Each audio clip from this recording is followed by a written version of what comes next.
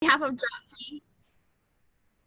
JOTPY, on behalf of JOTPY, which is what we affectionately call the Journal of the Plague Year, a COVID-19 archive, I want to welcome you all to our first workshop in our series this fall. I'm Marissa Rhodes. I'm an ACLS Emerging Voices postdoc fellow, and I'm working with Arizona State University's School of Historical, Philosophical, and Religious Studies, it's called SHPERS.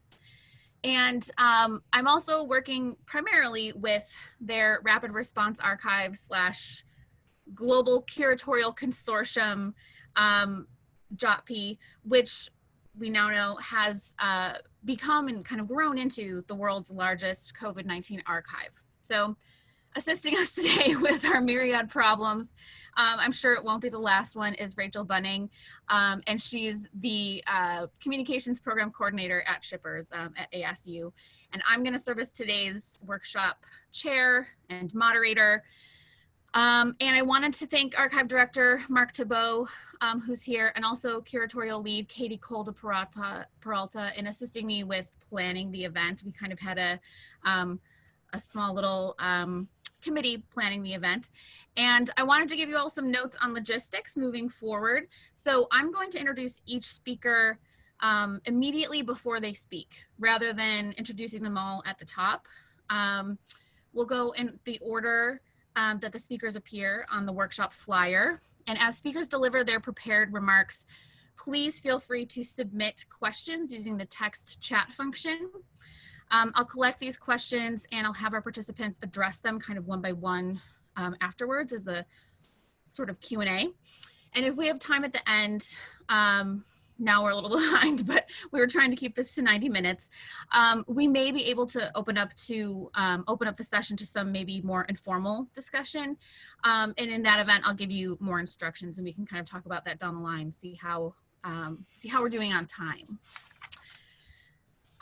So with all of that, I wanted to start with our first speaker, Jerry Gonzalez. Jerry Gonzalez is Associate Professor of History at the University of Texas at San Antonio. He's the Principal Investigator and Program Director of the UTSA Mellon Humanities Pathways Grant and Director of the UTSA Mexico Center. His research explores the historical relationship between Latinos and the growth and social development of American metropolitan places. Go ahead, Jerry. Thank you, Marissa. And I think it's appropriate to give extra thanks to you and Rachel for navigating such a horrific intervention by these people. I think it's a stark reminder of how important our work is and what animates the work that we're undertaking here today. Also thank you to Mark Thibault for inviting me to participate, not only today, but in the larger project. I was humbled and honored by the invitation. Thank you very much. I'd like to start also by thanking my co-conspirators, my co-collaborators, Graciela Sanchez and Judith Vega from the Esperanza Peace and Justice Center, who aren't able to join us here today. The Buena Gente of the Esperanza Center have allowed me to work with them and to seek out really the work that needs to be done to document and capture the collective voice of Latinos in this really strange and critical time. So I'll give my brief remarks with a bit of a caveat in that we've just begun our project, so we're probably a lot further behind than some of you, and so I'm really looking forward to hearing and learning from my fellow co-panelists and from the folks in the audience. So thank you for your patience. As I was preparing today, I couldn't help but conjure up the wisdom of Michel Rolfe Trujillo and his signal work, Silencing the Past, thinking about really the ways that the intervention that we're collectively making today is an attempt to unsilence our present and unsilence our future history. It's fitting that Trujillo took a metaphorical trip through San Antonio, where I'm sitting today. He opens chapter 1 with an example, a brief exploration of the Alamo and the Battle of the Alamo in 1835, and the legacies of its the cascading legacies of racism and settler colonialism that set upon the city in the decades and even century and a half to follow. As the consequences of Texas secession unfolded and reverberated across the landscape here in San Antonio, the city was spatially divided along racialized and class-based lines. And it's in this history, in this space, that the work that we're doing here in San Antonio makes an intervention. It's here that we aim to recover, preserve, and amplify the voices of Latinos, particularly from the West Side neighborhood, but from all the other marginalized and disinvested neighborhoods throughout San Antonio. As Latinos grapple with the effects of the virus and its ancillary effects, we're attempting to get at the strengths of the community. We're attempting to bridge the gap between the silence of Latino history and the future telling of this zeitgeist. With 1.3 million residents, San Antonio is currently the 7th most populous city in the United States. It's more than 63% Latino. And so in the top 10 of cities, and a majority Latino city with a largely scant historical record. There's not a lot of folks know the history of San Antonio. There's a particularly concerning morbidity here in that more than 15% of Latinos in San Antonio suffer from diabetes, which, as we all know, predisposes them to the worst effects of the virus. In addition to that, the most hospitalizations for asthma come from the lowest income neighborhoods throughout the city, and one of those areas being our particular site setting. So although our primary focus is on the West Side, we're attendant to the ways that the segregated lines of the city still contour access to resources, access to justice, and access to healthcare. So ostensibly, this is a project aimed at recovering the voices of Latinos. It's also a project aimed at diversifying our understanding of who Americans are, right? I think the current discourse around who Latinos are and are not, particularly from our uninvited Zoom guest and from folks who reside on Pennsylvania Avenue, is that we don't belong. And I think if there's any equalizing factor that we're experiencing, is COVID in just the epidemiological sense. But what we understand and what we know is that inequality and hierarchy structures who gets this and who doesn't get this, how folks survive and how they don't survive. And I think that the project here is to understand how folks are grappling with that condition, with that fear, and how they're producing collective strength and creativity. And so that's our goal. And I started out talking about Trujillo, and it's partly because I draw inspiration from his challenge that silence is the ultimate mark of power, right? Where the silences are is where power is operating most intensively. And if we can get at the silences of folks suffering, the silences of folks' responses to this zeitgeist, then we can upend that power structure. And that's our goal. So my philosophy as a researcher is in part derived from my training as an ethnic studies scholar, but also as a historian.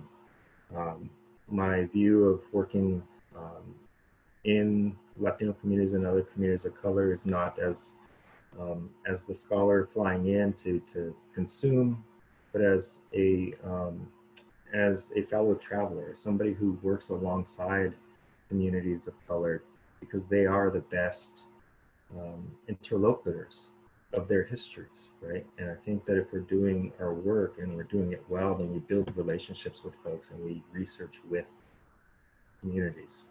So, so we're aiming to get at the most really at the folks who are the most vulnerable right now.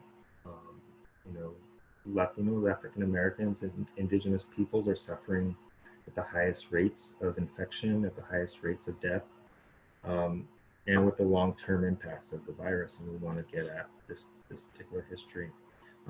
There is a particular challenge. The pandemic does not allow us to physically work alongside many people. So we're attempting to bridge the digital divide between you know, some of these community members who don't have access to digital technology, but working creatively, intergenerationally, speaking to younger folks to get to speak with older folks, and to you know, begin to think about how we could solicit different oral histories and different interventions on JOTPY for our purposes, right? Which is to preserve the voice of our time. So hopefully at the next workshop, we'll have some more concrete results just to talk to you all about. But this was just a brief introduction to what we're doing over here in San Antonio. I appreciate the time. I appreciate your attention, and I'm looking forward to the remainder of the discussion. Thank you. Thanks, Jerry. And remember, just a reminder, go ahead and type in any questions that you have. I'm going to be keeping track of them, and we can have Jerry or whomever you direct your question at answer at the end of the session. So up next is Cheryl Jimenez Fry. She's an assistant professor of history at the University of Wisconsin-Eau Claire, where she teaches courses in public history, Latin American history, and world history. She serves on the advisory board of the COVID-19 Oral History Project and is currently heading a project titled Documenting the Undocumented, which seeks to collect and archive oral histories of the pandemic with Spanish-speaking migrant and undocumented farm workers in Western Wisconsin. The project is a multidisciplinary effort incorporating students and faculty from Eau Claire's public history, Spanish, and nursing programs, and aims to help fill archival silences by recognizing the experiences of undocumented and migrant populations living through the COVID-19 pandemic in the rural Midwest. Okay, Cheryl. Thanks for that great introduction. Hopefully you can hear me. Thumbs up if my audio is working well. Okay, perfect. And also I want to echo Jerry's words with thanks so much, Marissa and Rachel, for handling what just happened. I think we were all kind of shaken by that. That's actually, I've never experienced that before with Zoom bombing.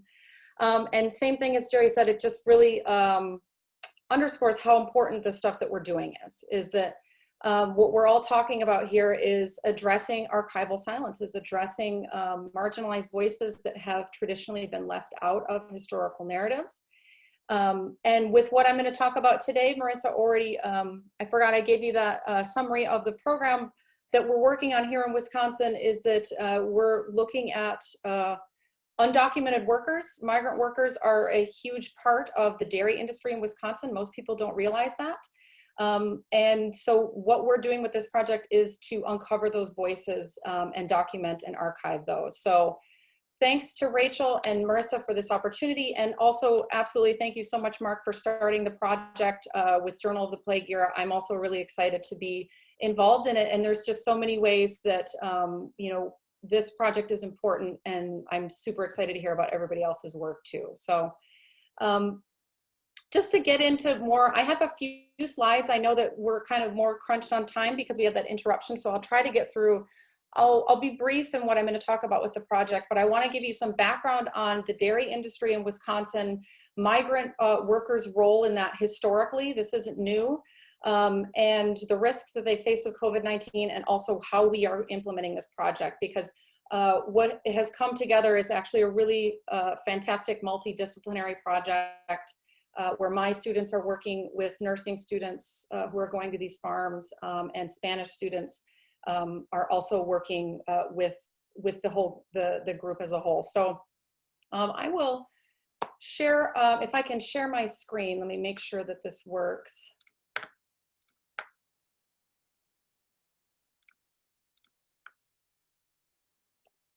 Okay.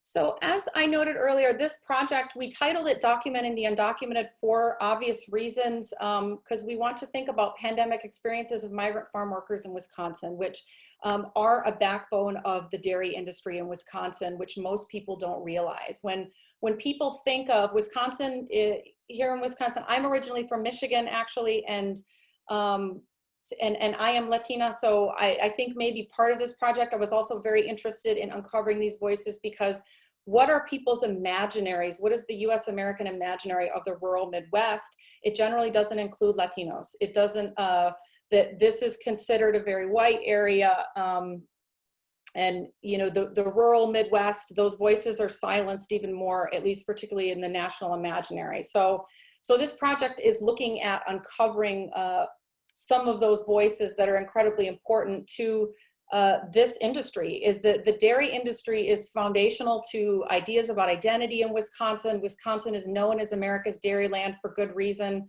I put up some facts on here. Wisconsin is the #1 dairy state in the country. 23% of dairy farms in the US are in Wisconsin. It is a $1 billion industry, 45.6 billion a year. It is a driver of the state's economy. It's incredibly important to the state, and has been. It's so much a part of identity in the state that I put up an image here of, I've been having students in the spring, and my public history students now are collecting materials for digital artifacts for Journal of the Plague Year, as well as oral histories, and one of them submitted this image of a sign that says "Distancing Wisconsin Style," using a cow to gauge the distance. So sort of a play on the fact that we are considered the dairy land for a reason. And so again, when most people think of the rural Midwest, and Wisconsin in particular in this case, the national imaginary doesn't, most people don't think about Latinos and how integral actually they are to this central industry in Wisconsin. Communities of color, of course, exist here. Of course, they're here. But are we asking what their experiences of the pandemic are? Obviously, that's what all of us are here to think about, is that we need to be archiving those stories. And not only because they're incredibly important to the story of COVID-19, but also in terms of thinking about Wisconsin, migrant and Latino workers have always been integral to the industry. The migrant labor behind the industry goes back a long time. Migrants played a key role in making Wisconsin this modern agricultural powerhouse. So seasonal workers coming from Mexico, but also Mexican Americans from Texas, Tejanos coming up to the Midwest to work on farms. With the Bracero program, there were thousands of workers that came to Wisconsin to work in the dairy industry, but also canning sweet corn, beets, peas, things like that. So with that, in 1942, the Mexican Farm Labor Agreement, also known as the Bracero program, brought thousands of Mexicans to Wisconsin and Michigan and other Midwest states. And so during World War II, thousands of Bracero guest workers came to this region. Like other workers in other areas of the country, under the program, they found poor housing, racial discrimination, poor medical care. I put an image up on the slide in the lower right of migrant workers in August 1966. 5,000 migrant workers from across the state marched to Madison to draw attention to 4 key demands, which were a higher minimum wage, coverage under labor workers' comp, and they wanted access to public sanitation facilities, and they wanted representation on the Wisconsin Governor's Committee on Migratory Labor. So they were vocal at this point too. They weren't, they were in the shadows to a large extent, but people were aware. that migrant workers played a role in the state's growing agriculture industry. So throughout the 50s and the 60s, there's more workers coming from Mexico, but also Texas. They were working canning sweet corn, beets, peas, but the biggest role was in the dairy industry. And that is still the case today. I put up a few snapshots of very recent articles, why immigrant workers became the backbone of Wisconsin's dairy business, that the industry now largely relies on undocumented workers. This one headline pretty much sums it up succinctly, that Wisconsin's dairy industry would absolutely collapse if it weren't for Latino immigrants, many of whom are undocumented. And so this is something that a lot of people do not know about the rural Midwest. I have a suspicion that most of us in this room know, but it is something that, of course, this was where my thoughts went with, what can we do in this moment for our project? How can I address with my colleagues, how can we use our skills to address these silences and hear their stories, and tell a much larger story of the effects of COVID-19. Because as we all know, and you likely, that farm workers are at a more increased risk for COVID-19, is that as research has very clearly shown, that Black communities, Native American communities, Latino communities are at higher risk, are much more vulnerable to COVID-19, that it has hit these communities much harder. So it's exposed this myriad racial disparities in social, economic, and healthcare systems in the US. And so migrant workers are particularly vulnerable. You know, there's factors such as crowded housing, working conditions, lack of access to hand washing facilities. They face barriers to getting medical care, of course, lack of insurance. They don't have sick time, transportation.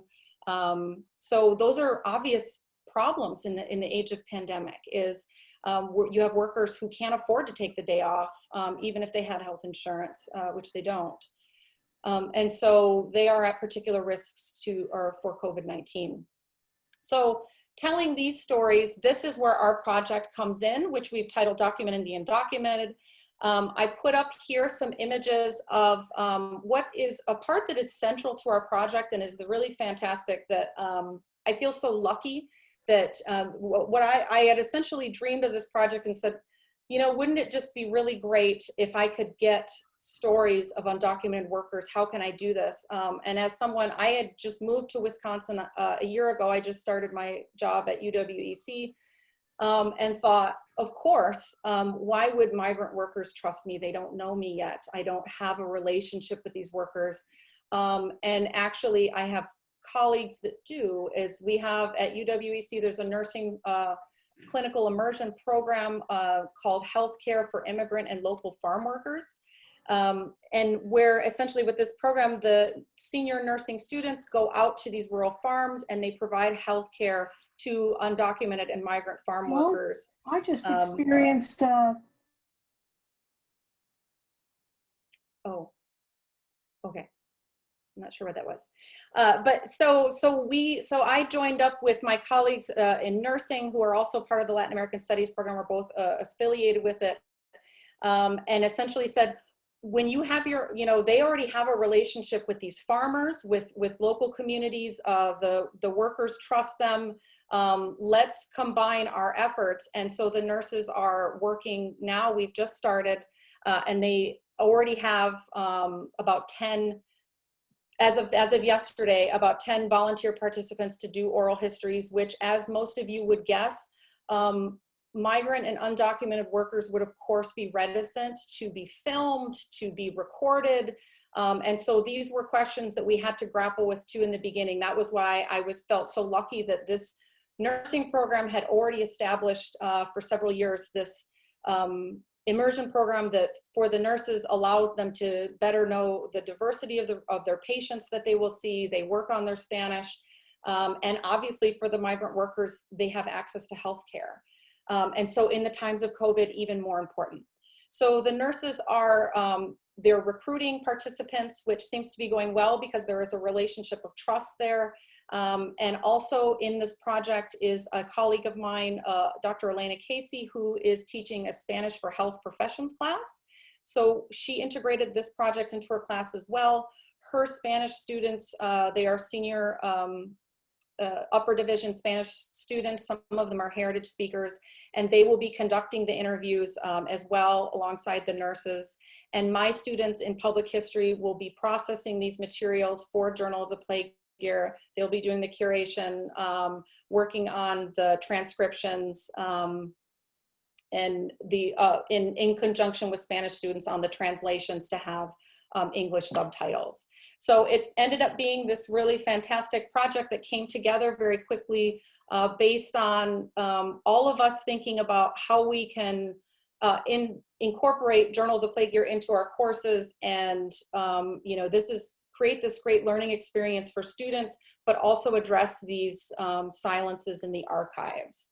So we also we couldn't do this without community partners. So I just want to say that too, is that this is beyond the university, that we are working with local community partners who have established relationships with the university, that I'm grateful for that too, that we couldn't do this if the farmers weren't willing to let us interview their workers. And as you may or may not have read in other areas of the country, or in even Wisconsin, some farmers, I mean, these are typically more conservative regions politically. And so having the cooperation of the farmers is key, right? And so as public historians, we know that we have to juggle those relationships. And so we're grateful to have partnerships that we've established with these local farms, Rosenholm Dairy Farm, Cosmo in Cochrane, Wisconsin, but also connections that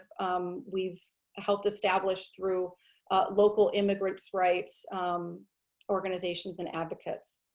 So there's so many good things that are coming out of this. We've just started. I suspect everybody is just starting their projects, so we will, but we're already seeing results in terms of people do want to, for the farm workers, they do want to tell their stories. We have had to, of course, offer anonymous interviews. We will blur their faces. Many of them don't want their faces on Zoom recorded, which is understandable. Some of them are doing telephone interviews, so just audio only. And so this is kind of where we're at the end, is I hopefully next time we talk is I'll be able to have more about the end result of this. But for now, it's sort of blossomed into this really great multidisciplinary project, a learning opportunity for students. We just got grant funding from the Albert LePage Center for History in the Public Interest from Villanova University for the project. And we're really excited to have these materials available on Journal of the Plague Year too, because it's not just about UWEC and people in Wisconsin knowing, hey, these farm workers are here and they're part of this story too. With Journal of the Plague Year, they can be openly accessible to a lot more, to a much larger population, and giving more recognition to the fact that, the diversity of the Midwest, also the central role of migrant Latino farm workers in the US agriculture industry. So I think I can stop sharing there. I don't know, hopefully I didn't go over my time, but that's what I have. Thank you, Cheryl. Yeah. Okay, so remember, if you have questions for Cheryl or for anyone who's spoken this far, go ahead and put them in the chat. Up next is Carolyn Evans. Carolyn's a doctoral candidate at Arizona State University, where she's a historian of women, gender, and sexuality. While at ASU, Carolyn completed the graduate certificate program in gender studies and received her master's degree in passing, the phenomenon of passing in history.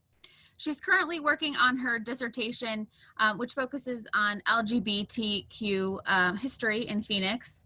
Carolyn, take it away. Hello. So I think, Rachel, if you want to pull up the slides, that would be great. So my name is Carolyn Evans, and I'm excited today to talk a little bit about the LGBTQ collection in the COVID-19 archive. So as we get started, can everyone just send me a thumbs up that you can hear me? Things sound good? Great. So to give you a little bit of an overview to the collection, between April and August this year, we were able to curate about 80 LGBTQ items, although that number could actually be a bit higher, and we'll talk about why that's the case. But when I first joined the archive as a fellow, I went to do kind of a search to see what was in the archive, and I found three LGBTQ items. So if we can go ahead and go to the next slide. This was the earliest submission that I could find relating to LGBTQ items. It was submitted on March 24th, but it's actually from March 14th. And it's a screenshot from a trans non-binary support group on Instagram. And I really liked this item to start with today because it shows that from the beginning of the pandemic, LGBTQ folks have had unique challenges and responses to the crisis. It also shows that almost from the beginning of the archive, LGBTQ folks were submitted actively. But when I first joined the project, seeing that there were such a kind of lack of submissions, some of the first things that myself and my colleagues working with LGBTQ submissions thought about was addressing silences through finding more voices or through more submissions. And the initial strategy that we took to addressing that was curating from our own lives. So in the midst of crisis, we worried that soliciting interviews would compromise our community relationships by appearing insensitive.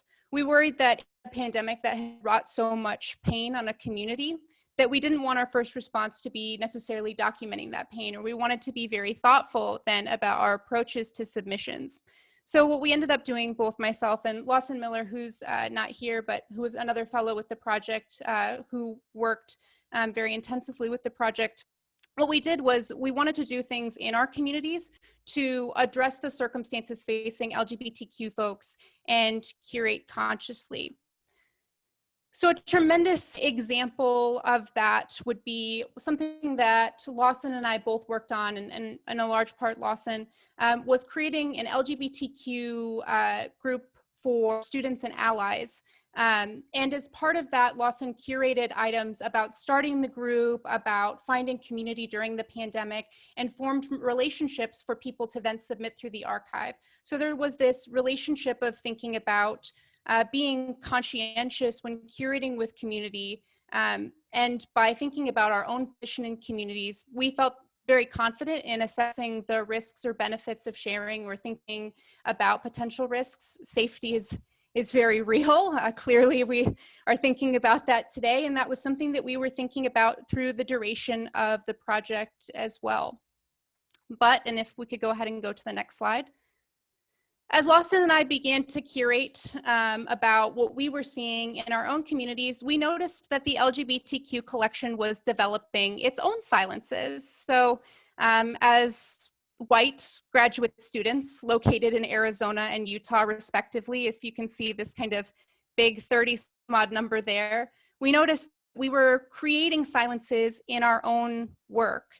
So to counter this, we also started thinking about how to address those silences, and that led us to start thinking about sharing or curating from gay press. So if we could go to the next slide.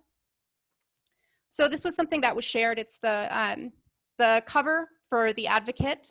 And curating magazine articles or curating press helped us not only get a better conception of the big picture, what was happening kind of nationwide or even globally, but it also helped us to start thinking about breadcrumbs for future research questions. So if we could go to the next slide. So this is from The Advocate online, and it's an article clipping about Brazil, especially Bolsonaro's response to COVID-19. And the idea was that even if Lawson and I couldn't speak to an experience ourselves, or we didn't have community connections to address a research problem, we wanted to leave evidence for future researchers to ask that question. So even if we ourselves struggled to document LGBTQ items in a global COVID sense, we wanted to capture articles for future visitors so they would know to think about global disparities and to research more. So they would think about this kind of intersectional impact of COVID even as they were going through the LGBTQ archive to address some of the silences that we as curators were creating. But as it turns out, a limited number of LGBTQ voices was only half the problem and half the silence. The other half was coming from tagging. It was coming from our curatorial practices. So if we can go ahead and go to the next slide. So I really like this example because I think it's a very humorous example of what was happening tagging wise. So this is a photo of my partner and I that I submitted to the COVID archive. One of like the fun, silly things we've been doing through the pandemic is we play Pokemon Go.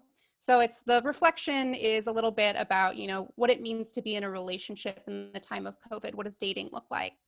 And the item was initially sorted by a curator into the children item set, which, you know, I do have a young face, but catching it and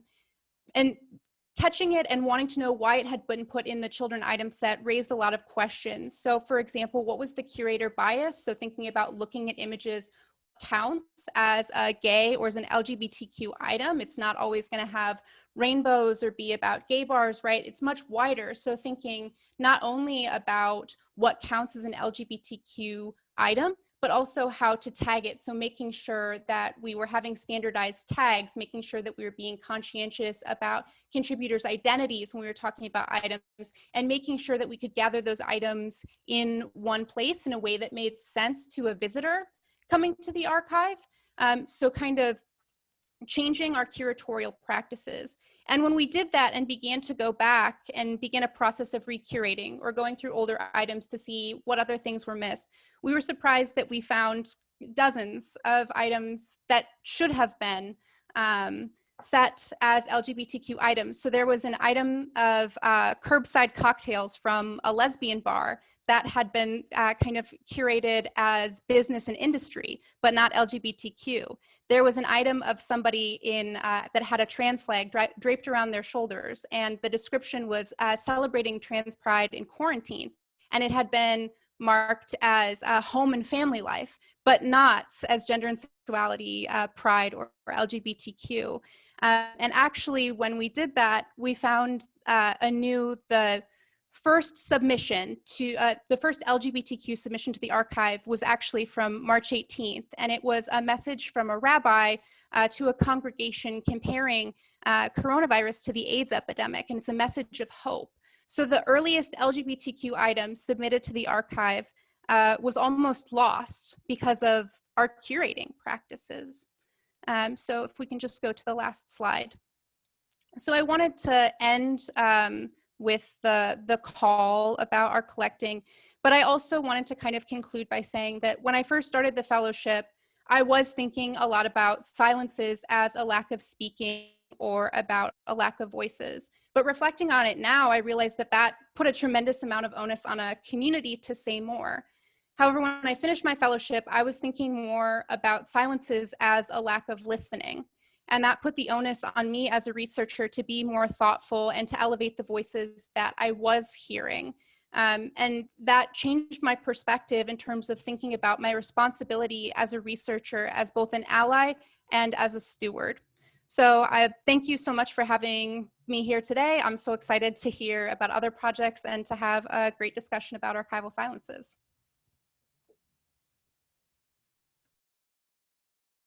Oh, I did it. Okay, so thank you so much, Carolyn. That was excellent. One more reminder, go ahead and put in your questions if you have any.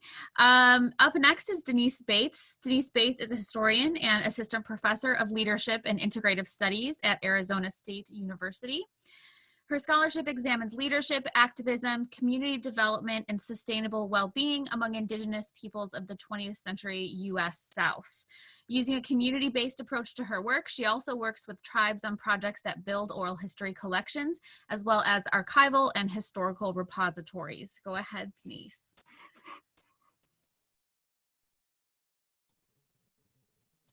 Thank you very much. I appreciate being here and being invited to speak on the archival silences in general, but in an effort to capture materials around the impact of COVID-19 on people who are often silenced in the archives in particular. So as a historian working in cultural heritage preservation with Indigenous communities across the US South, where I personally have roots as a woman of Choctaw Creek and Cherokee heritage, I'm particularly aware of how Indigenous peoples are frequently left out of archival collections and historical narratives. In fact, the work I engage in is not just about producing scholarship, but in assisting tribes in building and curating their own archival collections that serve to centralize their experiences and voices within the historical record. So this is why I saw this as it's a great pleasure to get involved in the Journal of the Plague Years COVID-19 archive, created by colleagues Catherine O'Donnell, Mark Thibault, and others at Arizona State University, and then built from the ground up by a very talented curatorial team. So my involvement with the archive began early on, just as the archive was being developed and the site launched. So not in response to the silences that I observed, because of course it was too early to make that determination at that point, but because of the pattern of silences that characterize Indigenous representation or lack thereof in archives historically. And I see the creation of the Indigenous Stories Project, or collection or tag, if you will, within the larger archive as an opportunity to incorporate the experiences of Indigenous peoples during this pandemic from the onset. So the vision of the collection process was to begin with local efforts, both mine and some amazing graduate students who worked on this project with me, and then transition into more of a crowdsourcing model among tribal communities. Now, admittedly, although some progress has been made, the second part of this plan is still a work in progress. As many tribes are in prevention or crisis response mode, the timing isn't ideal. This is particularly the case given that for many tribes across the country, the economic impact of the pandemic has forced the laying off or furloughing of many tribal staff, including those working in cultural and historical preservation, who are the very folks who would participate in this type of endeavor. So in the meantime, I developed a systematic collection process that involves the regular review of particular sources, including social media, the Native American Radio Network, and the national news source, Indian Country Today, as well as the combing through of official tribal websites of all federal and state recognized tribes across the US, as well as others that presently lack a politically defined status in relation to the federal or state governments. So the scope of these efforts have also been broadened to include sources representing the voices and pandemic experiences of Indigenous peoples across or outside of the US, in addition to using a similar systematic approach as what we've been employing in collecting within the US, but also pulling in resources sent to me from colleagues in Latin America, New Zealand, and Canada. I'm also working with a graduate student from Russia who has combed through newspapers in Russia and Siberia to incorporate entries on the impact of the pandemic on Indigenous peoples in that part of the world. So to anchor the search and shape the decision-making process on what to select, we have focused our efforts on how Indigenous communities globally have been impacted by the pandemic, as well as how they've responded. When possible, firsthand accounts are privileged in this process, captured through such sources as interviews, tribally produced YouTube channels, resolutions issued by tribal councils on how things are to be handled, or tribal newsletters. But it's important to point out that not all the materials are publicly available, and so the selection process is very careful. Since not all communication within Indigenous communities is meant to be shared outside of the tribe. There are presently several hundred entries tagged as part of the Indigenous Stories series within the archive, which is only a small fraction of what I hope it will be by the end of the year. So there's still a lot of work to be done. Even so, a review of existing sources has much to teach us. For one, and I apologize for not having a slideshow to show you, but I'll at least give you some examples. For one, it reveals how the pandemic has highlighted and exacerbated existing inequalities and human rights abuses that affect Indigenous peoples globally. We see this in how many national governments are taking advantage of the attention that is directed to the virus response in order to proceed with projects and policies that further violate Indigenous rights, whether this be in regards to land rights, like we're seeing in Brazil, or in breaching environmental agreements with Indigenous groups to privilege major industries. A dive into the experiences of tribes in the US reveals the continuation of inequities in healthcare and in employment. And there are many examples all through the archive that demonstrate the adverse impact of the pandemic. But what I'd like to spend my final few moments here talking about is what I consider the more dominant focus of this endeavor, because out of an effort to eliminate silences has emerged some critical insights about community resilience that I think we can all appreciate during this time, especially when our news is dominated by the chaotic handling of the pandemic by the US government in particular. So in collecting materials from Indigenous communities, these past 6 months has only underscored some of the differences in Indigenous governing structures when faced with the same threat. Right from the start of all of this, there are many examples of Indigenous communities launching into action. For example, villages in Thailand revived a traditional practice of village self-isolation in the first few weeks of March.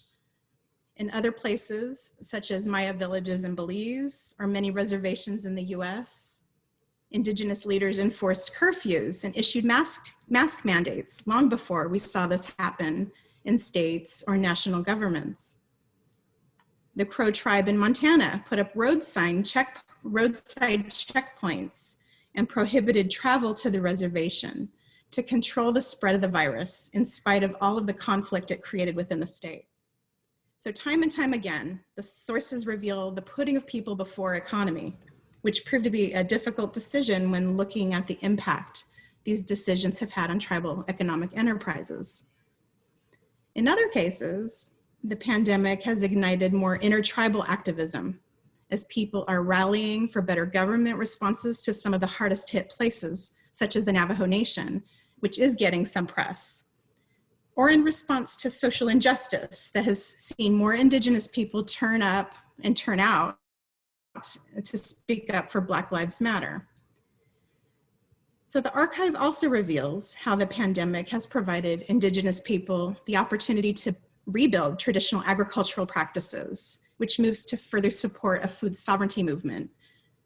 Also, there are many examples I can give, but another striking thing was this rise in cultural engagement across many communities through virtual dancing, beading circles, and storytelling with elders.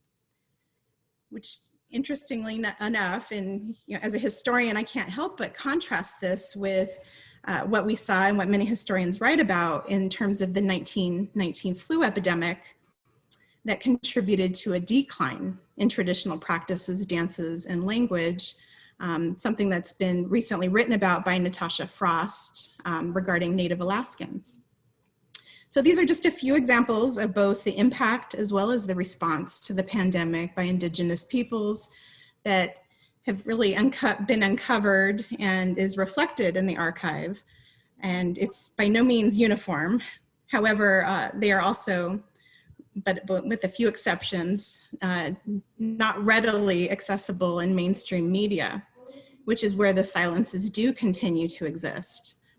And instead of continuing on, if anyone has any questions, I'm happy to field them, but I'd like to, again, express my appreciation for the opportunity to participate in this conversation as we bring greater attention to the responsibilities we have as scholars, historians, archivists, community leaders, and activists to addressing these silences in existing and emerging collections. Thank you.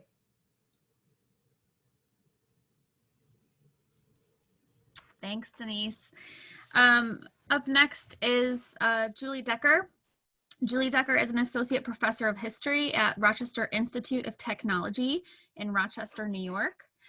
And there she directs the Museum Studies and Public History program in the College of Liberal Arts. Her research excavates histories and functions of museums and memorials as part of the process of understanding and critiquing constructions of knowledge and public memory in the US. Okay, Julie. Great. Thank you, Marissa. So my approach today is thinking about, I wanted to just say a bit about how I got involved with the archive and then shift to talking about my work with museums and how the archive has fulfilled desires in that way and toned down and tuned in archival silences. So my work with the archive began in the spring, and I started incorporating the archive as part of my coursework for a class that had to do basically a 180, like probably all of yours had to do, in this new digital space.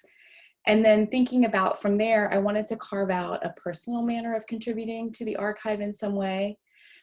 And so I was thinking about how I could leverage my role in museums and archives over time. And of course, I'm not the only one working with museums and museum communities.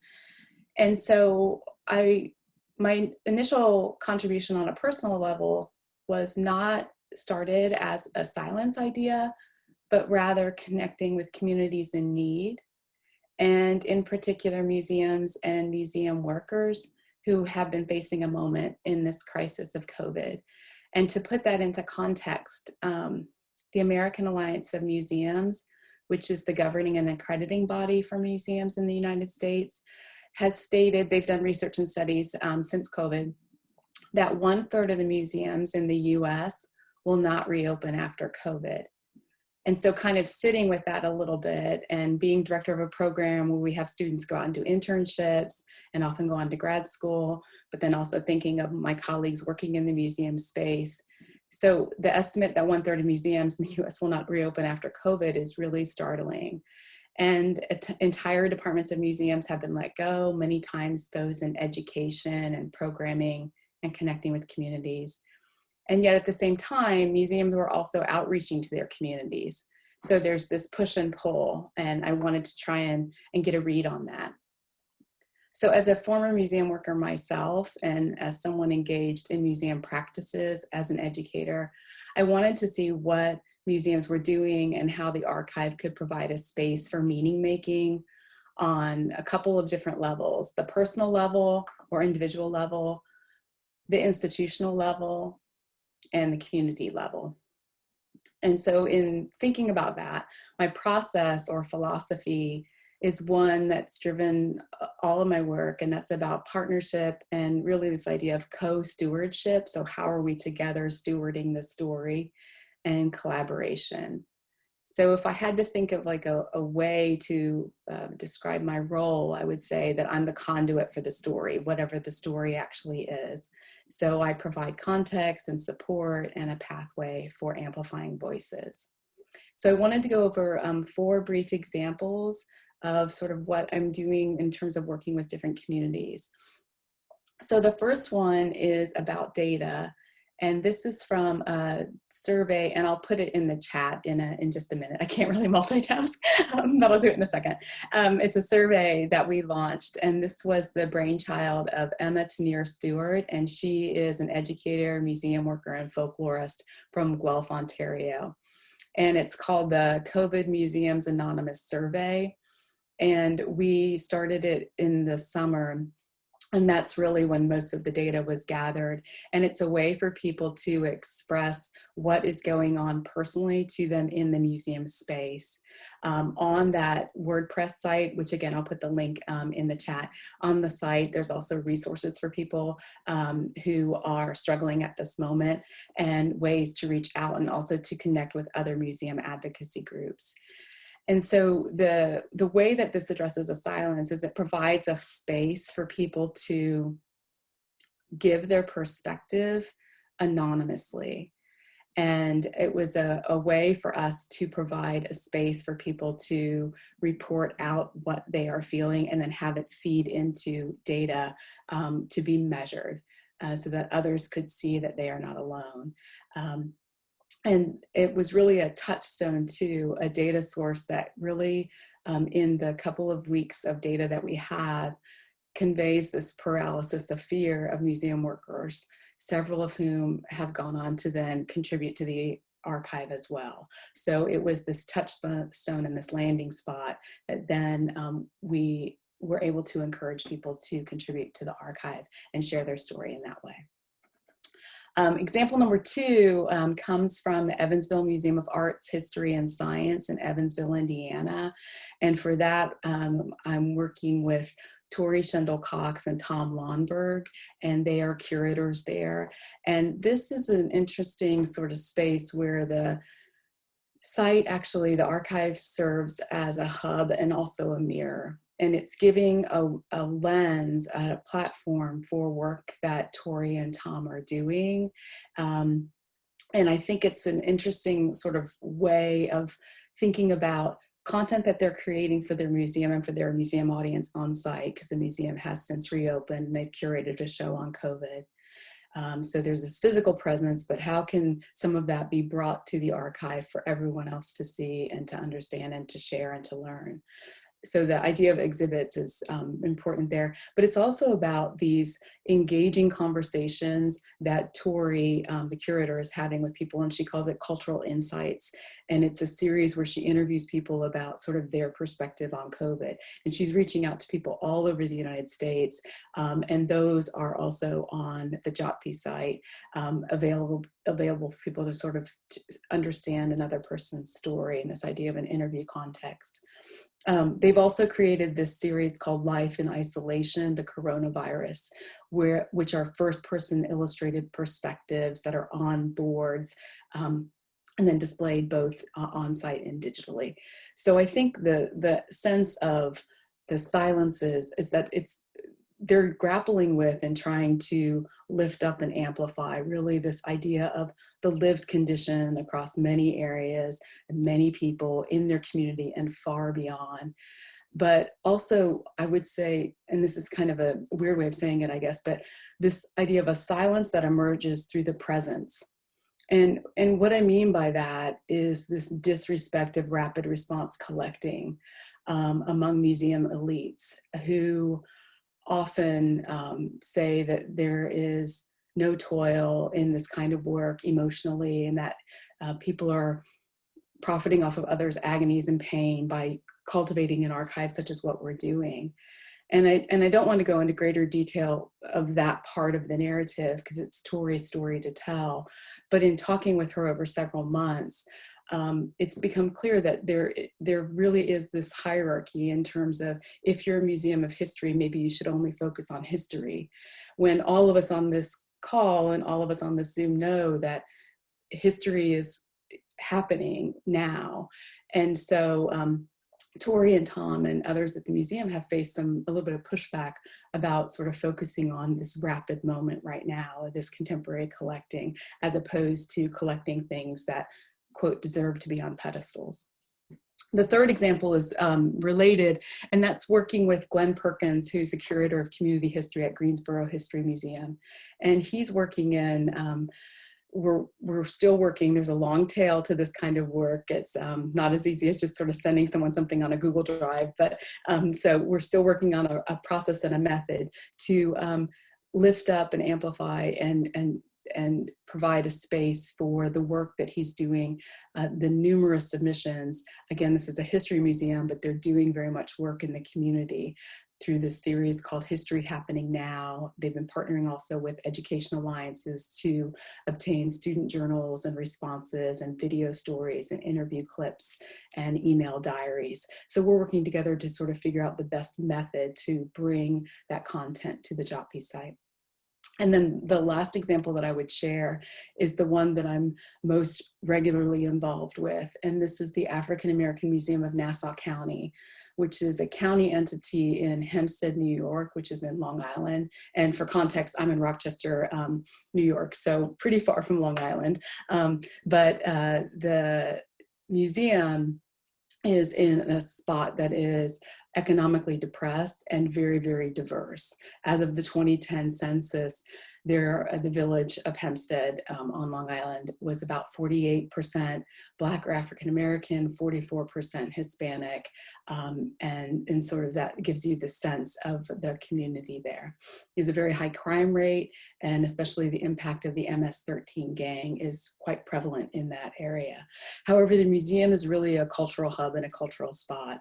So in working with the museum director named Joycetta, We've been able to arrange a series of weekly conversations where people either call in or Zoom, and I record the conversation with them with a group of community questions that we came up with. And the goal with this is the weekly visits. We've recorded 16 stories, and we've recorded some youngsters who are involved with a PEACE project, PEACE, which stands for Partnerships in Education to Avoid the Criminal Justice System.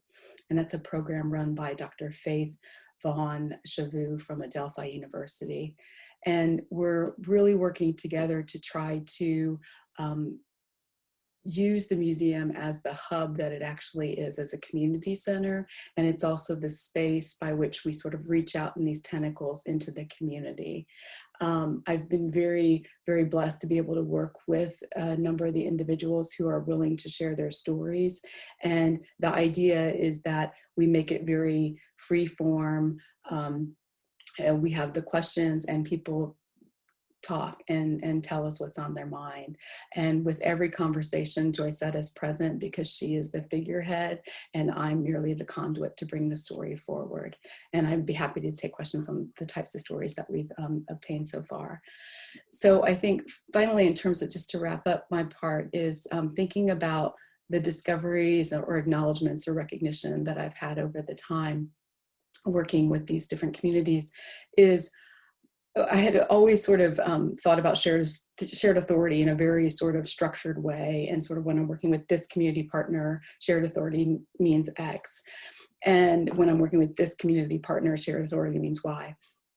But I think through this process of the various communities and what their needs are, and working with these communities simultaneously over many months now, I think it's interesting that each community has a different definition for what shared authority is. And so for one of the communities that I'm working with African American Museum in Nassau County, one of the partners that I'm working with through them is a church in Amityville. And it was very clear that they were interested in having everyone write out their narrative or their story because we came up with those 6 questions, but they wanted to check them over. And they wanted me to work with them to make sure that they put forward their community in the best light. And there was an interesting way to think about what shared authority might mean, that it's this conduit or this path for community curation, really on an individual, institutional, and community level. So I think I'll stop right there, and thank you all for letting me share the story, and I look forward to questions. Thanks, Julie. And so lastly, we have the Reverend Shonda Nicole Gladden. She's an itinerant elder in the African Methodist Episcopal Church and an American Studies PhD student, matriculating through the Cultural Ecologies track at Indiana University. Her research emerges at the intersections of philosophy, art, gender, and cultural studies, and aims to explore an anti-colonial enterprise of deconstructing Black gendered identities and cultural productions. As a graduate research assistant at the Iupui Arts and Humanities Institute, she's part of the COVID-19 Oral History Project curatorial team, primarily conducting interviews and curating oral histories of artists and activists engaged in movements for racial justice in Indianapolis and the Midwest. She's particularly interested in the lived experiences of artivists who self-identify as Black LGBTQ+ people of faith. Okay, Shonda. Thank you so much. And I'm realizing the limits of the time that we have available to us. And so I'll simply note that this is where I'm fitting on the program. This is where I was scheduled to be, and this is where I am. So I will allow you to take your thoughts about that to your own self. Let me start with my presentation here. I have a short script in front of me and some clips that I will rely on wonderful assistant Rachel to present at the time. I will call them out by clip 1, clip 2, clip 3 accordingly. I am not an archivist nor curator by training. I'm a scholar practitioner, a trained philosophical theologian, a Methodist clergywoman, and a social enterprise founder who is conducting oral histories, as you heard, as part of my doctoral internship at Iupui Applied Arts and Humanities Institute. My scholarly lens and methodological skills are being defined as I interrogate the COVID-19 archive. As such, these findings I share reflect the limits of my academic training. However, I'm also hopeful as a scholar practitioner that the findings may spark further investigation and discussion about how curatorial practices can be probed at every phase of the process to both hail and point towards the myriad stories that, despite our best curatorial efforts, may still remain untold. To quote Dr. Kelly Morgan, the former associate curator of Newfields here in Indianapolis, from the founding of the nation's first art museums to the establishment of American art as an academic discipline and the development of curatorial practices around American fine art, museums in this country and the collections they house have existed as material extensions of systems founded upon genocide and slavery, maintained by various practices of marginalization, omission, and erasure. Given the vestiges of colonialism embedded within curatorial practices, I ask, how do researchers contend with the ways their practices explicitly and implicitly reproduce silences and reinscribe colonialism? Our team believes we have committed to critical archival practices. We weekly check in with principal researchers across the project to comb the archive for glaring silences. We intentionally employ an open access, open submission process for curatorial collections. And we engage in courageous conversations concerning nomenclature that privileges certain epistemological and ethical frameworks. The following presuppositions, however, ground my curatorial philosophy and illumine the findings that I'll share in a few clips. Archives are not neutral. As Rodney G.S. Carter explains in his 2006 Of Things Said and Unsaid Archivaria article, the archives are not neutral. Secondly, to address the non-neutrality of the archive, I suggest archival powers should be named and addressed. While we sit within the academy at varying degrees of expertise, every curator that I am working alongside is an academic, and the majority of the curators are phenotypically white, and the stories we are collecting represent those privileges. Thirdly, to mitigate against colonizing the curatorial, researchers do well to commit to critical archival practices. Critical archival practices take seriously the methods of critical race theory, critical gender theory, womanist, mujerista, and feminist methodologies, to name a few. For the COVID-19 archive, this has meant being intentional about curating the stories of Black and Brown people with varying educational, socioeconomic, and intimate experiences. To this end, please consider clip number 1.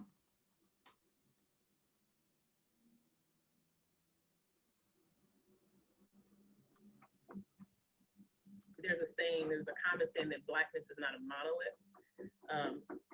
And it's not. We look a lot of different ways. We do a lot of different things. We participate in a lot of different activities.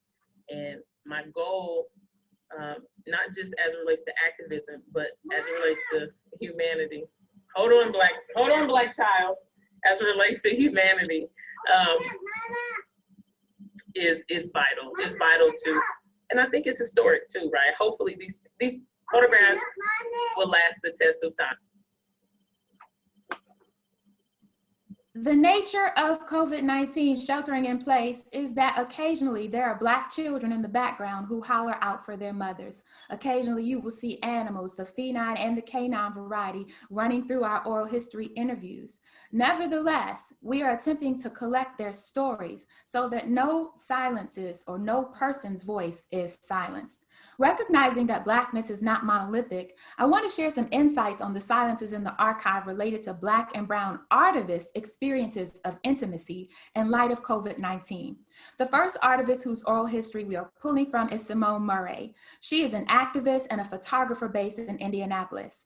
I opened this commentary with her clip about Blackness not being monolithic because she has shared that indeed there are multiple ways to examine and to curate curate the stories of Blackness. But in this second clip, Simone speaks of the differences in the sources of support available to her as she balances work, home, and activism during COVID-19. Clip number 2.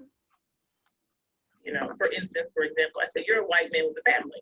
You have a wife and you've been together for quite some time. I'm a single Black woman. And that already in itself there's some differences there. I have to be with my children to do their e-learning. I don't have any help or support in that. And I can't, and because that we are so disproportionately affected by this thing called COVID-19, I have to be extra careful because again, I'm a caretaker for my mother. I have 3 children here, and I'm being forced to go into a building to do work with people. There is this narrative that, you know, you can be asymptomatic and passes that virus on to somebody. So I have to be extremely careful. And a lot of the times, so safety is that's really one of my main issues, just keeping the folks that I come in contact with on a daily basis safe. And I, you know, without having proper accommodations, I've been at risk of losing my job already. I've been at risk of, you know, ministry duties that, you know, well, you can't, are you doing this? Are you able? So, and I'm not able to, so I can't serve in certain ways because of who I have to take care of at home. And just having to be fully aware of the ramifications of this disease. It causes additional stress for sure, but I don't think you can be too safe with it.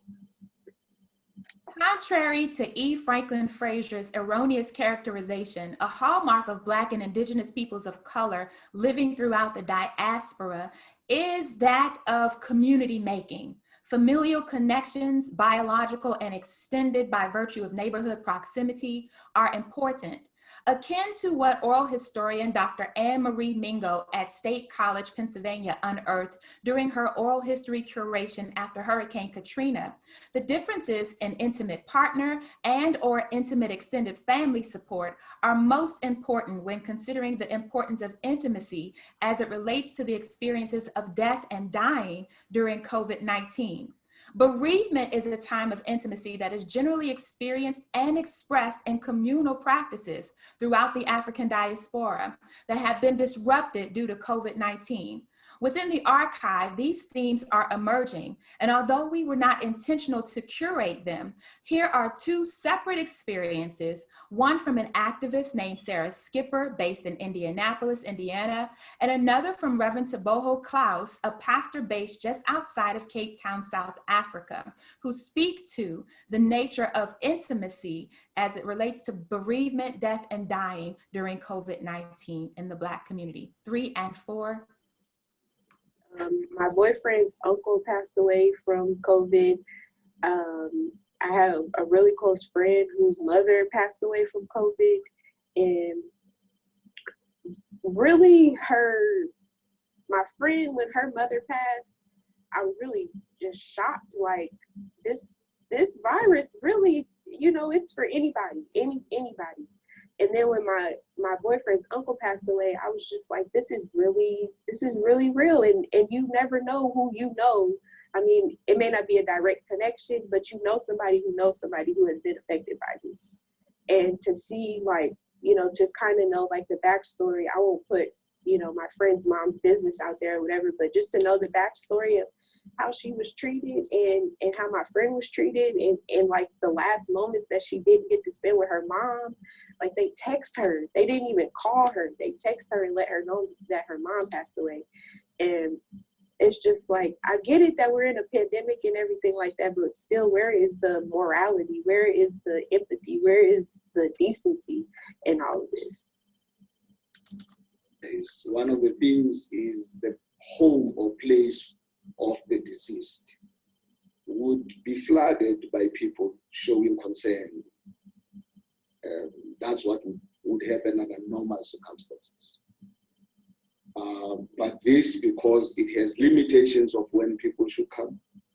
The practice, what I saw last week was the family did not allow people to step inside the house. So they kept them inside the yard of the house. And they gathered with them there and they spoke there. And it was short visitations than normal. So it's people who just come, stop, express their solidarity with the bereaved and have to leave. Even as they come in, a register of who stepped into the yard needed to be kept, which is something so unfamiliar with people. So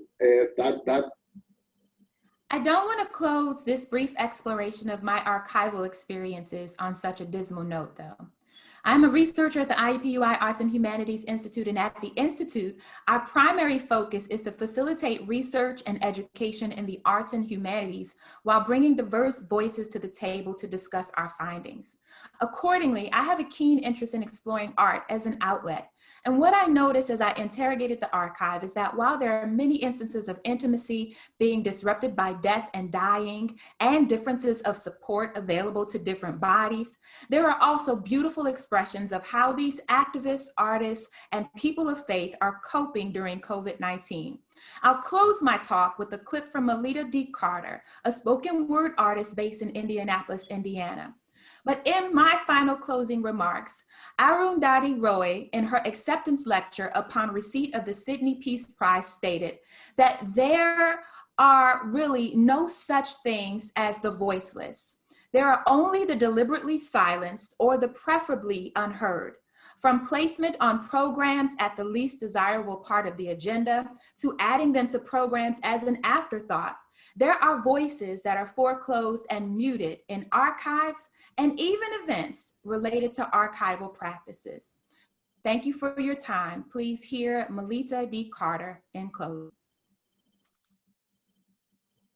I think art plays a major part in myself, being a national and international spoken word artist myself, and writing and speaking since I was 14 years old, and all type of stuff. And I think that we as artists, like I'm looking at Nina Simone and Maya Angelou in front of me, you know, on my board, and just how powerful art is, you know, and how it can be used to, I guess, like, you know how they say, like, you attract more bees with honey, you know, and so it's just like being able to do something powerful, but still get your message across.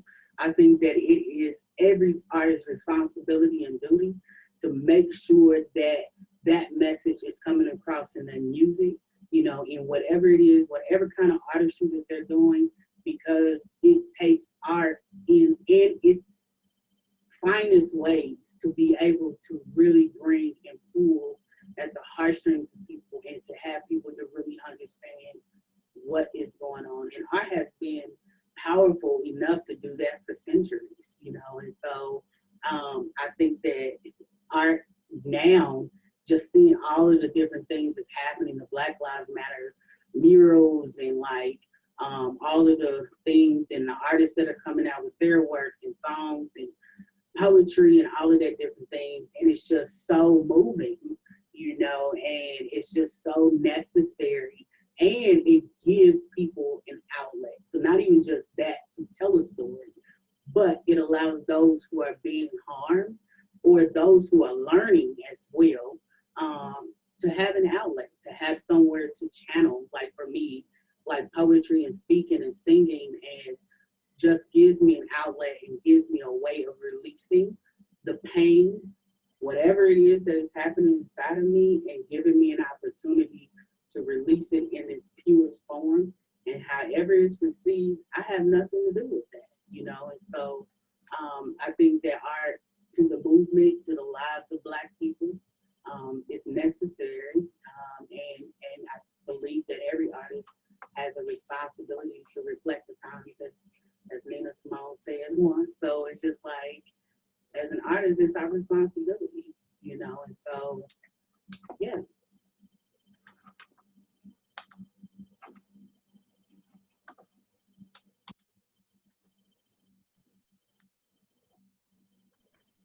Okay, thanks everyone.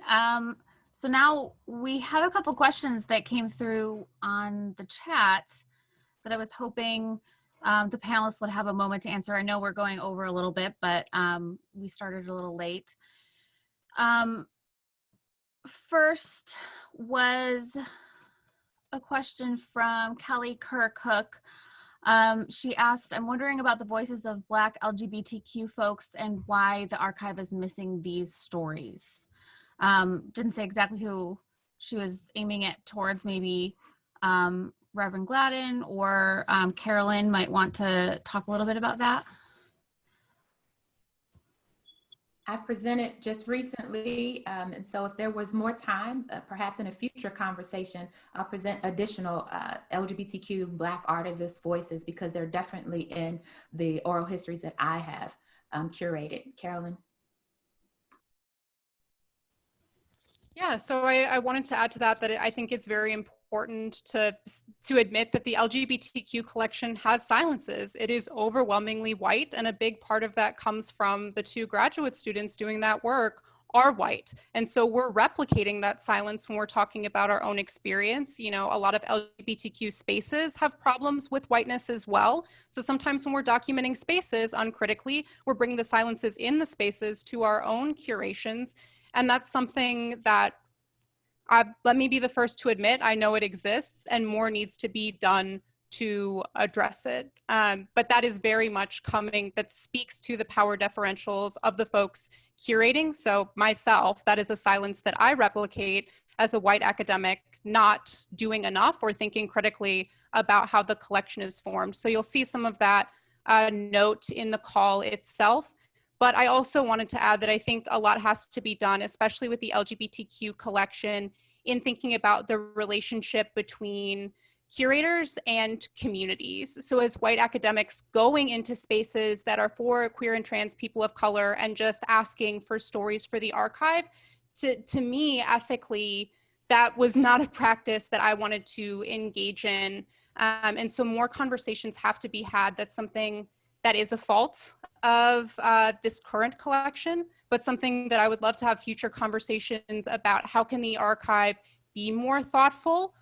How does this archive that is a digital archive think about being more community-based? What does the archive mean as in terms of archivists being allies to communities?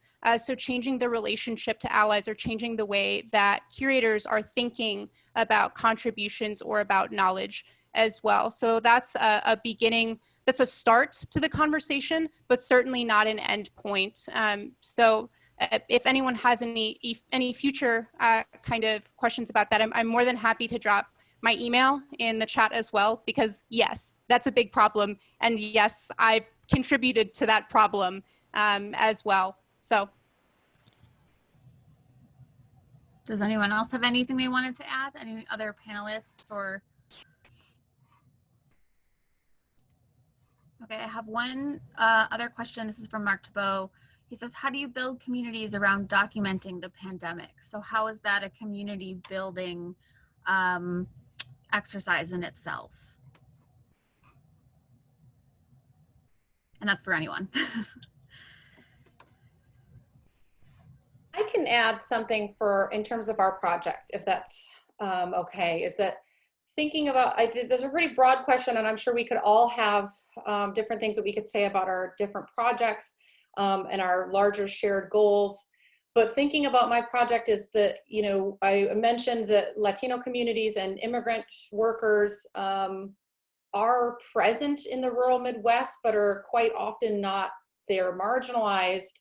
And they contribute so much to our communities. And so this project, thinking about how we can build communities and bridges, I think documenting the pandemic and having students doing this work in the field, and particularly with our project, because we have students from 3 different programs, from Spanish, from public history, and from nursing, recognizing these populations, working to archive their stories, but also understanding that they're part of the community too, is that the project itself is building this bridge between these 2 cultures, between, you know, speaking of recognizing the whiteness of a collection, the same thing, you know, I have the same frustrations, of course, that's why we're all here. But, you know, when I started doing Journal of the Plague Year in the spring, like a lot of you actually, when we were trying to figure out what we do with our students when we went online, and this was such a great project for my public history students, but I have to say they conducted oral histories and they did a fantastic job. But at the end of the semester, I was really frustrated because they were all pretty white stories, is that the students were interviewing people who looked like them, and who looked like them are generally white, cisgender, like people. So now I tell students, now it's a requirement, you have to interview someone who is outside of your community, whether that be LGBTQ, whether that be Black, whether that be Latino. We have a big Hmong population here as well. So for me, that was such a loss that my students, even though we all talked about it, they all were on board. We want a diverse collection. Their immediate impulse was to go to someone who looks or identifies like them. So that was a learning experience. But I think to that larger point of building communities with this project is making students aware of their inherent biases, and reaching across to people that they may not have talked to before or may not have recognized were there. And so understanding that they're part of your community too, and we can work together and build these bridges. Yeah, I'll just add that, part of approaching that question is also recognizing what my strengths and contributions are to the overall project, and recognizing where I need to find collaboration and support for folks who are stronger in other areas, right? So for me, it's impossible to build an archive here in San Antonio without organizers, without people who are working in the community, without folks who are working directly with undocumented folks, right? Because I'm an academic, and communities of color are skeptical of academics for good reason. There's a history of the kind of abuse that we hope to avoid, right? And so for me, it's absolutely critical to begin to build relationships with the folks who are working on the ground in order to have some synergy and a collaboration that's worthwhile, not just for this particular project, but for social justice in general, right?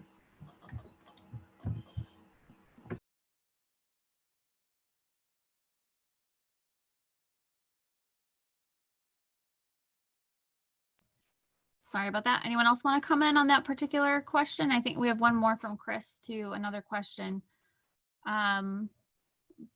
Julie has answered her question, but I'll read it just in case any of the other folks on the panel would like to answer. Can the archive act as a social object to create conversations between communities? Social object idea from Nina Simone and Participatory Museum.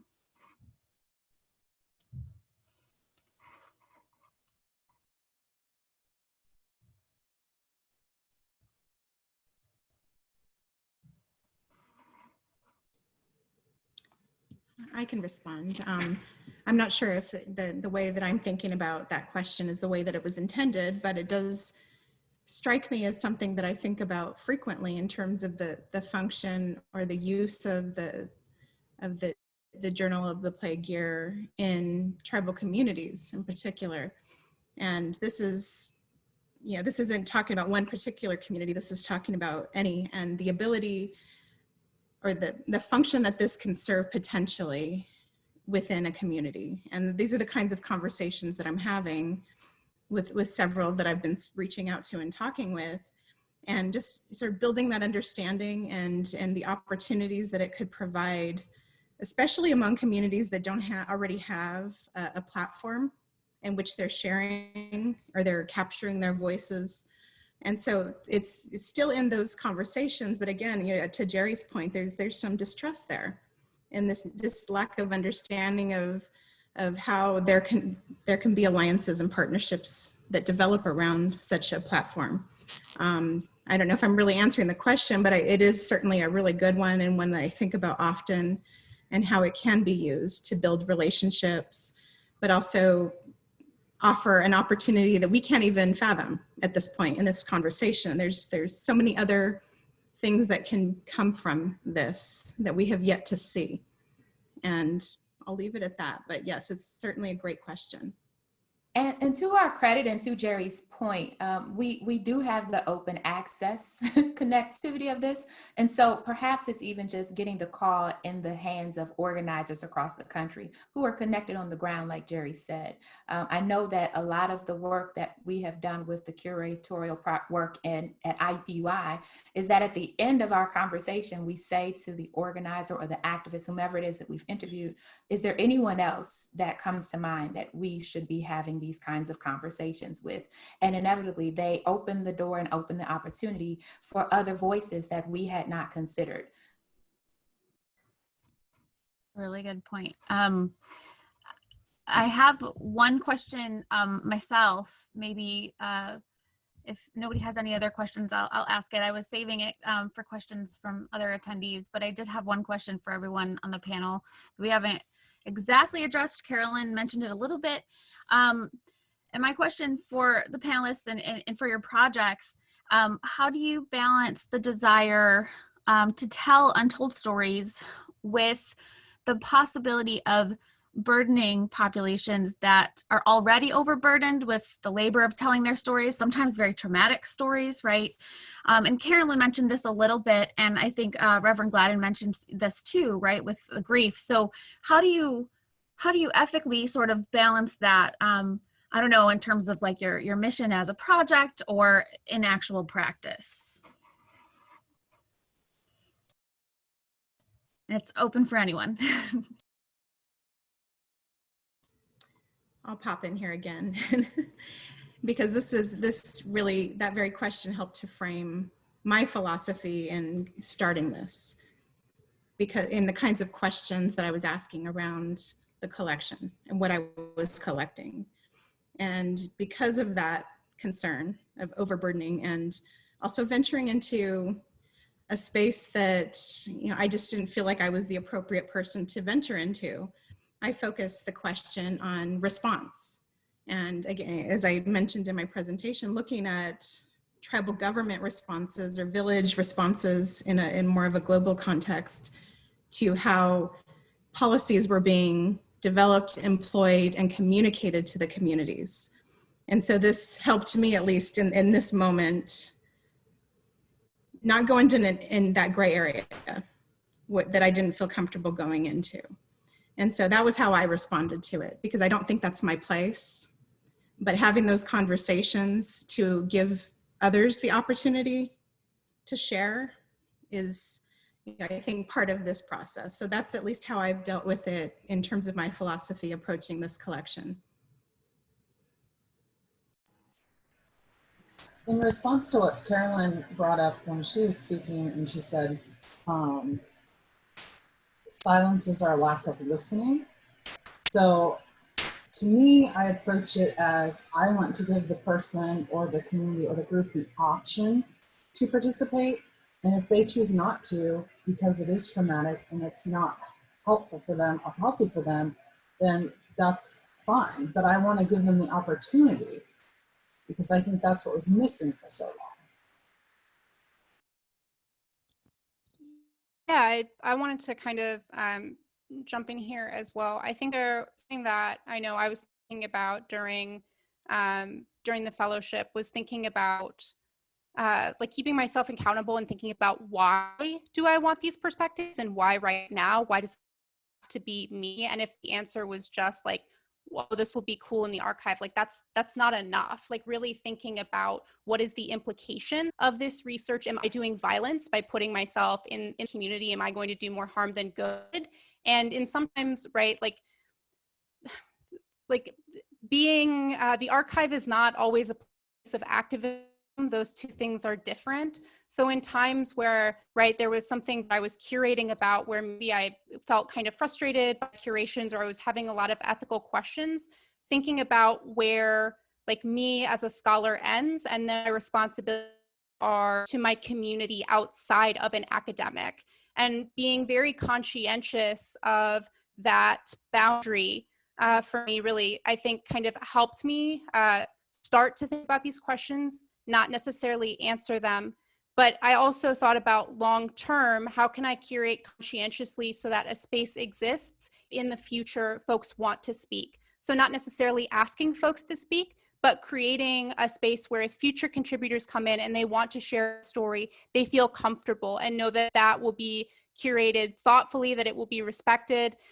So really trying to think long-term about what were the values that I wanted to establish now, where was I doing a good job, where was I not doing a good job, and then what would that mean in 6 months or a year or in 18 months. And that's still an ongoing process that I'm still wrestling with in terms of what my obligations are as a researcher versus like as a human being. And that was a very difficult question I wrestled with and I'm still wrestling with even after my fellowship concluded.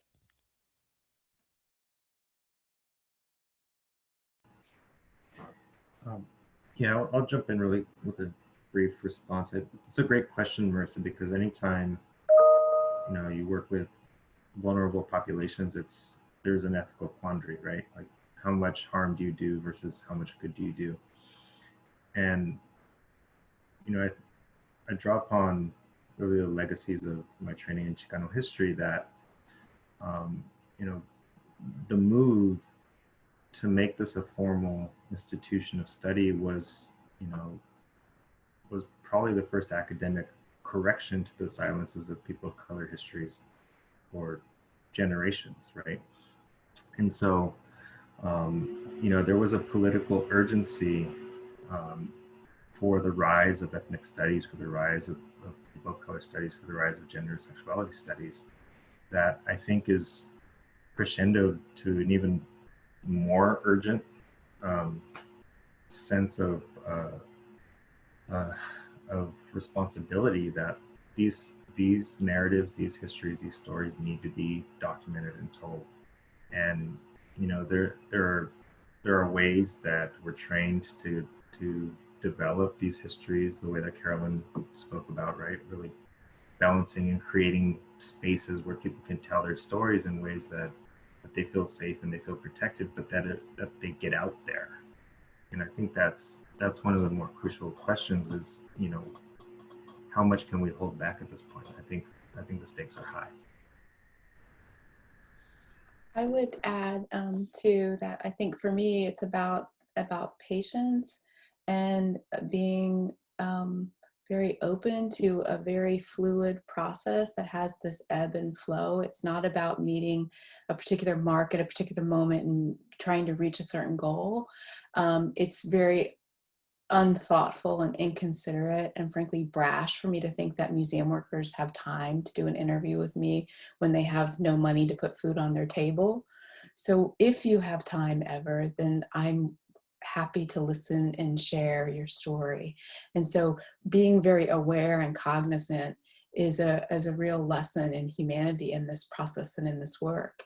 And then in addition, it's about, for me personally, partnering with someone at an institution who is the story bearer for that community. And I am only doing work because she allows me the space to partner with her. Without her, I wouldn't go into this community. And I'm speaking particularly in Hempstead. And so I am grateful beyond words for Joycetta allowing me the privilege to interview people and also sharing their story and working together to figure out what is the story to tell. And this is taking a very, very long time. And I am grateful for that opportunity. I want to add something too. This is such a great conversation, and I'm so glad someone brought up this question of, you're asking people to share stories of trauma, or in my case, or, we don't want to be benefiting from marginalized stories and experiences. We want to be sensitive to that. And, in my case, undocumented migrants, they're particularly vulnerable, and, they have fear of blackmail, of like, if we are going to use these interviews for something, and, there is of course an issue of trust. They have fear of deportation that's very real.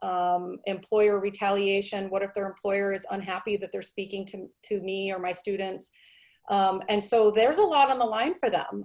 And so these are questions too that my colleagues and I putting this project together, we really kind of grappled with this, is how can we,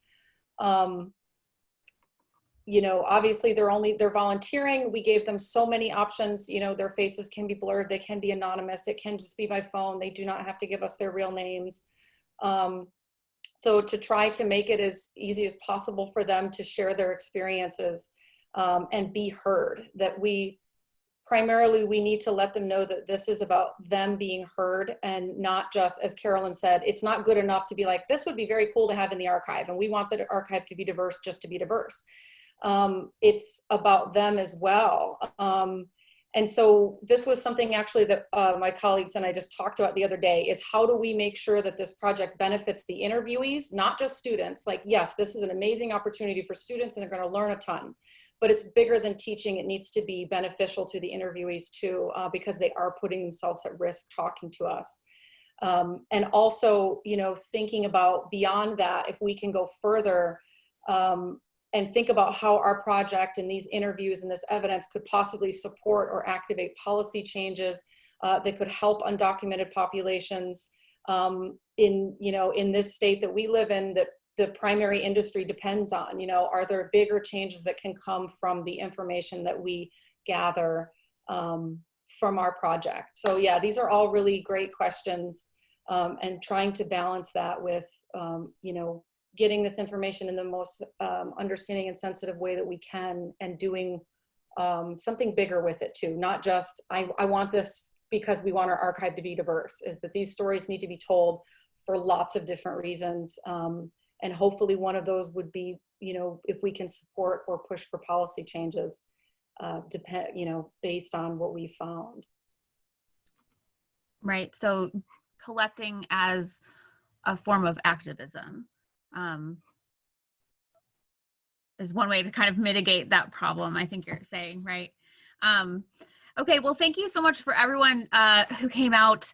I'm so sorry about our Zoom bomb situation. I really apologize that you all had to experience that. And I'm so thankful that so many of you hung on and stayed with us past our time of 90 minutes that we were trying to shoot for. And I really appreciate it. If anyone has any follow-up questions or anything like that, you can let me know and I can direct them to whomever. And we recorded this, so we're gonna have it uploaded to the Shippers YouTube so that folks who weren't able to make it can benefit from watching it later. So thanks again, everybody.